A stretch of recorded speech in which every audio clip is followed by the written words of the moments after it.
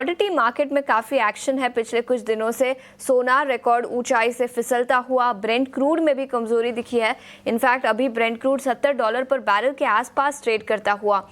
ऐसे में commodity market पर रणनीति बताने के लिए अब हमारे साथ भूपेश शर्मा जुट चुके हैं। भूपेश जी, शुक्रिया समय निकालकर ईटी नाउ स्वदेश पर जुड़ने के लिए। और सबसे पहले सोने और चांदी पर ही बात करेंगे। चांदी करीब 6 से 7% कल के ट्रेड में लुढ़का और सोने में भी ऑल टाइम हाई लेवल से गिरावट दिखी है। ऐसे में किस तरह की रणनीति बनानी चाहिए सोने और चांदी दोनों ही प्रेशियस मेटल्स पर? जी नमस्कार आशीषा जी। और बात करें गोल्ड और सिल्वर की, तो मुझे लगता है कि गोल्ड और सिल्वर के बाजार में पिछले कई दिनों से चांदी का अंडर परफॉर्मेंस स्क्रीन पर दिखाई दे रहा था और लगातार आपके चैनल पर हमने सलाह दी थी कि चांदी का रिलेटिव स्ट्रेंथ काफी कमजोर है गोल्ड की तुलना में। इसीलिए कल के बाजारों में तकरीबन 6% की गिरावट, 6000 पॉइंट की गिरावट एक बार इंट्राडे के सेशन में देखी गई। मुझे लगता है कि चांदी में आज भी कमजोरी जारी रहनी चाहिए। चांदी कहीं भी 95,500 के आसपास मिलती है, तो 96,500 का स्टॉप लॉस लगाकर इसमें बिकवाली की सलाह रहेगी। 94,500 और 93,500 के लक्ष्य संभावित रहेंगे।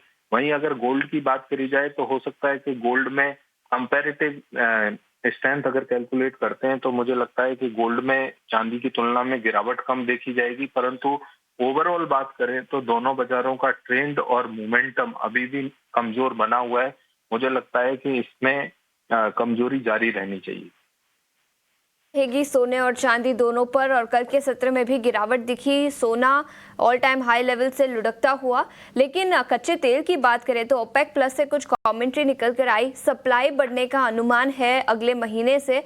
और इसके अलावा ग्लोबल ग्रोथ कंसर्न्स है जिसके चलते कच्चा तेल भी लुढ़का। ब्रेंट क्रूड $70 पर बैरल के नीचे ट्रेड करता हुआ।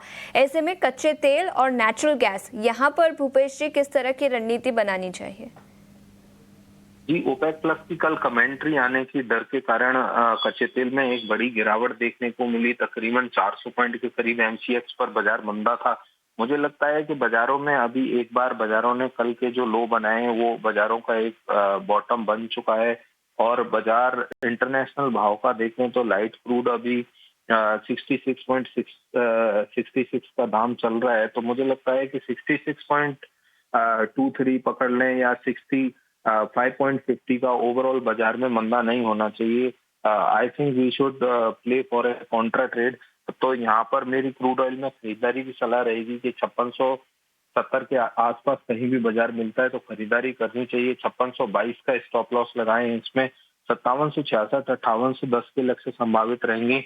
वहीं अगर नेचुरल गैस की बात करी जाए तो नेचुरल गैस का बाजार का ट्रेंड और मोमेंटम दोनों कमजोर बने हुए हैं। परंतु बाजार पिछले 2-3 ट्रेडिंग सेशन से एक छोटी रेंज में दायरे में ट्रेड कर रहा है। मुझे लगता है बाजार 340 के नीचे जाने पर इसमें बिकवाली की सलाह रहेगी।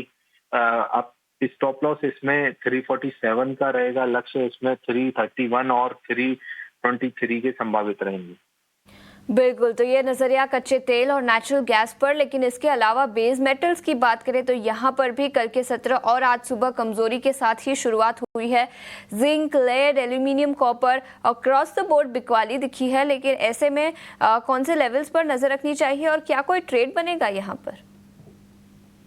जी बिल्कुल। अगर बेस मेटल्स की बात करें तो बेस मेटल्स में कल कॉपर के बाजार में बहुत बड़ी गिरावट देखने को मिली। तकरीबन एक बार 24 पॉइंट के करीब बाजार में गिरावट देखने को मिली। मुझे लगता है कि 871, 873 के आसपास कहीं भी कॉपर का वायदा मिलता है तो इसमें बिकवाली की सलाह रहेगी। 877 के ऊपर का स्टॉप लॉस लगाएं।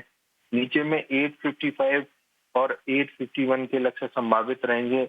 वहीं अगर अदर बेस मेटल्स की बात करी जाए तो मुझे लगता है कि अभी भी जिंक, एल्युमिनियम सभी बाजारों में गिरावट कमजोरी जारी रहनी चाहिए। वहीं जिंक की बात करें तो जिंक में भी बिकवाली कर सकते हैं। 261 या 262 के आसपास जिंक वायदा मिलता है तो वहां बिकवाली करें। स्टॉप लॉस इसका 264 के ऊपर का लगाएं और नीचे में 255 और 252 के लक्ष्य संभावित रहेंगे। ठीक है, तो ये नजरिया बेस मेटल्स पर। भूपेश जी, बहुत बहुत शुक्रिया समय निकालकर हमारे साथ जुड़ने के लिए और कमोडिटी मार्केट पर अपनी रणनीति बनाने के लिए। कमोडिटी मार्केट में काफी कुछ एक्शन दिखा है, इस पर विस्तार में चर्चा करेंगे।